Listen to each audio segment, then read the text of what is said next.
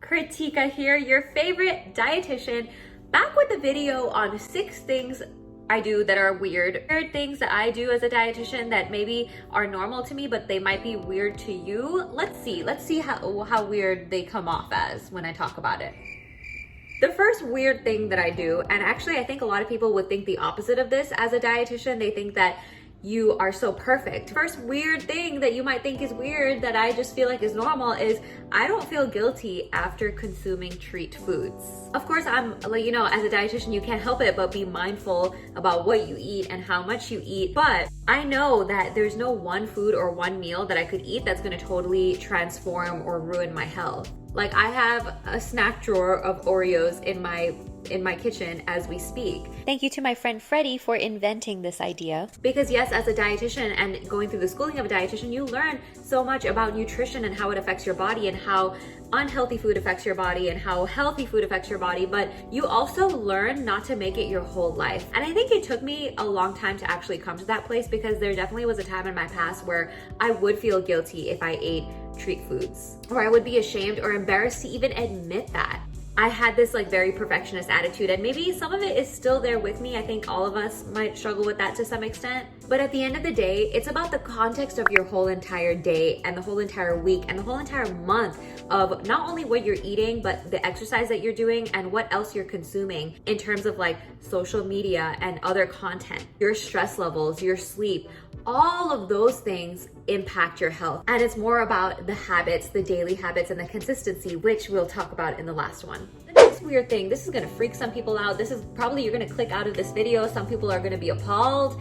I consume Splenda and I consume stevia and other non-nutritive sweeteners. They're sweet and low. But I do regularly put Splenda in my coffee every single morning. I once had an encounter with somebody who told me, you know, as a dietitian, you should know better. You should know not to consume those things. And I used that to fuel.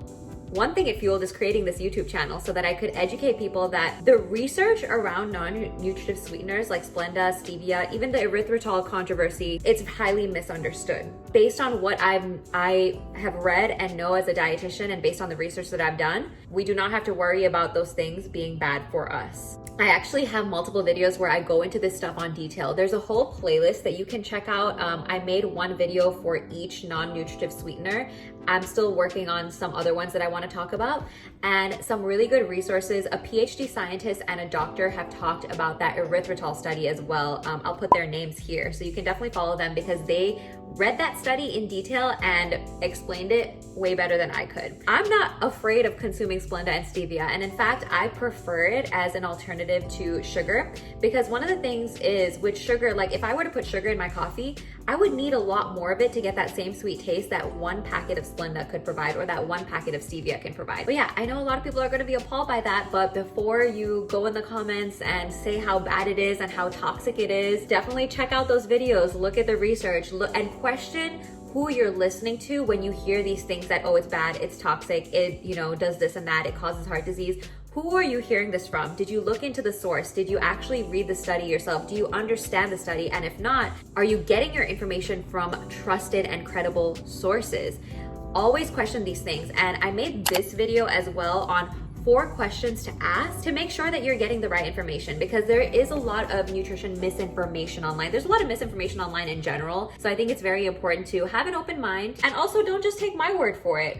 Look into it yourself, but also make sure that you're asking these questions. By the way, I will be putting a code word at the end because I want to see who actually paid attention and watched this whole video. And don't just scroll to the end of the video and then go to the comments and put that code word, because I'm psychic and I know I'm gonna know who did that, and I'm not gonna give you a heart. Okay, you're not gonna get an A+ in my class. The next weird thing that I do, and this is gonna go hand in hand, okay?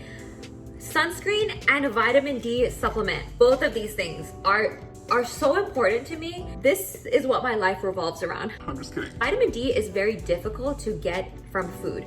As a dietitian, I'm a big fan of food first, you know, trying to get all your nutrients as much as possible from food. However, many of us do have to take supplements if our diet is lacking, if we don't eat lots of fruits and vegetables, if we're vegan or vegetarian, or even if we have absorptive issues in terms of maybe our intestines aren't absorbing the vitamins and minerals. Maybe you have something going on, maybe you've had bariatric surgery, whatever the case may be. And vitamin D in general is just really hard to find in food. Like, you get it from fortified milk products, you do get quite a bit of it in salmon, but most of us are deficient in vitamin D. And yes, the sun is a good source of vitamin D, the UVB rays, but when you have darker skin, you actually absorb less of that vitamin D from the sun than if you have lighter skin. And a vitamin D deficiency can cause a lot of health issues in terms of like your hair, skin, and nails, issues with your immune system, issues with high blood pressure even, and even research has found the duration of COVID symptoms seems to be longer in people that are deficient in vitamin D.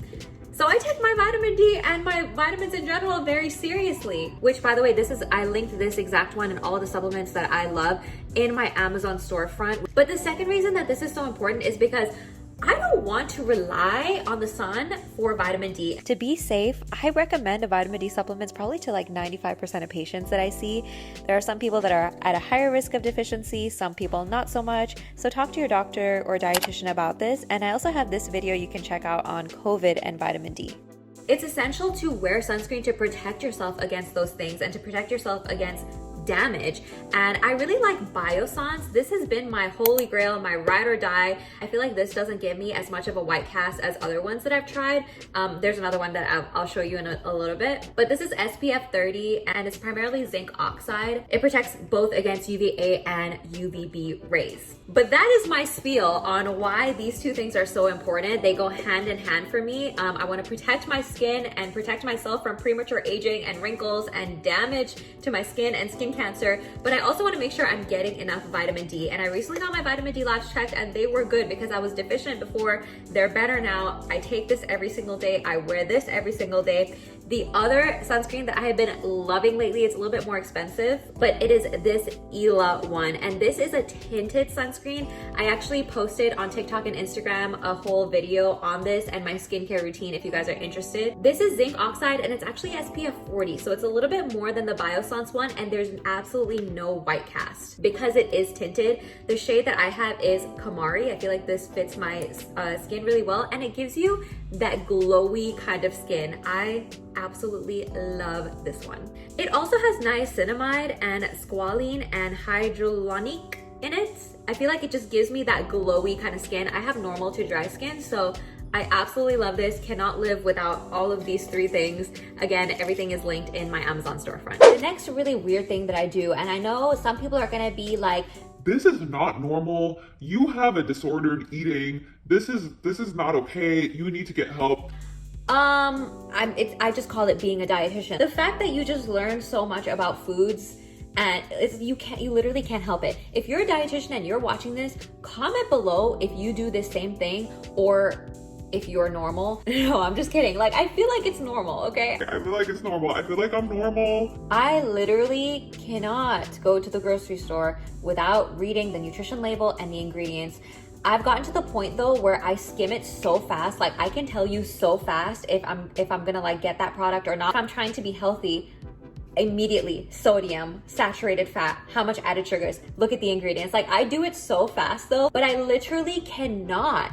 It's like an impulse reaction. I cannot buy anything from the grocery store without looking at the label. Even if I know it's gonna be unhealthy, I'm just so curious. Like, I need to know. I need to be like, what is in this right now? I suffer like this and give you the knowledge so that you don't have to suffer and do the same thing. Don't ask me why though, but if I go to a restaurant and there's something without a nutrition label, I'm not gonna be like, well, how many calories are in this? Actually, I've done that before. And I have made multiple videos like this one on me going to the grocery store and investigating these nutrition labels so that you don't have to, so that you can like write down these brands. And you know, there's a couple of brands that I really love and these things that I don't look at the nutrition label for because I already know, like, I've done it before and I'm like, okay, this, I love this, and those will just be my regular things.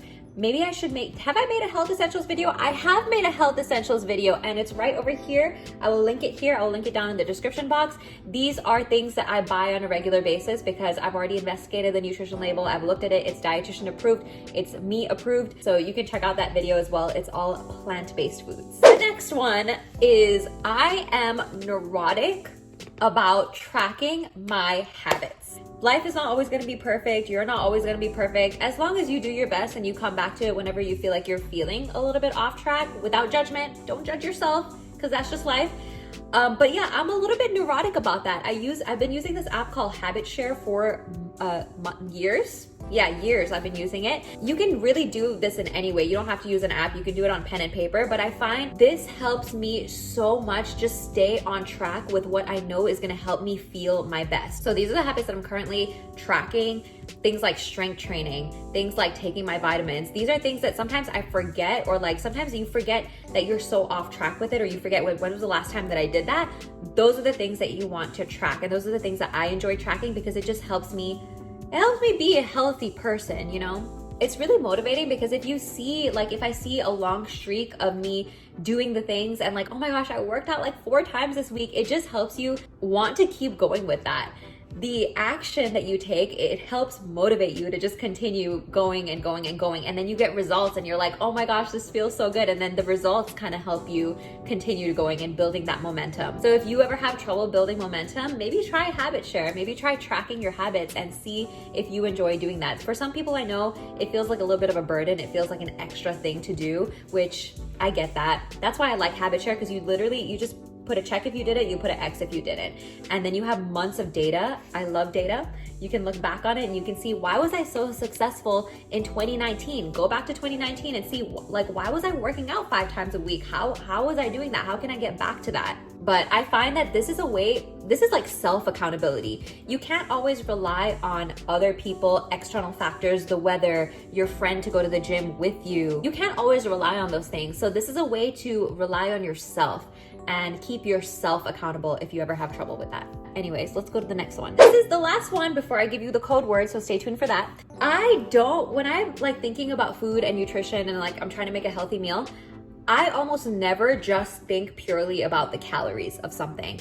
I always think about the full nutritional profile, not even just the macronutrients like the protein, the carbs, and the fat, but also the micronutrients. For example, chocolate has a bit of magnesium and iron in it. So we can feel a little bit better about eating that since we're getting some micronutrients in it. Carrots have beta carotene, which turn into vitamin A, which is very beneficial for your vision and your immune system, your eye health, which you guys know if you've seen this video of mine, how my eye health has become a priority for me lately. I've been going to the eye doctor like a neurotic person. A lot of times we often don't think about like how carrots are going to affect our vision, how mushrooms can affect our hair health because of the biotin in it, how eating enough protein every day is beneficial for making antibodies, which is beneficial for your immune system. Like vitamins and minerals play such a huge role in our overall health, like our whole entire body. It's not just about calories. It's not just about weight. It's about so much more. It's about your whole body, your holistic health. If there's any other videos that you guys are curious about me making that you want to see, let me know in the comments. And if you enjoyed this video, give it a like. And if you're still here, thank you. Thank you for being here. These are for the people that made it to the end. The code word today is pickled carrots. Pickled carrots is the code word for today. Put that in the comments if you have watched until this point, if you have watched till the very end. Thank you guys so much for being here. Subscribe. I would love to have you subscribe to my channel. Follow me on Instagram, follow me on TikTok. So many more videos coming soon. I hope you enjoyed this one, guys. Pickled carrots ? Looking forward to reading your comments, and I'll see you guys in the next one.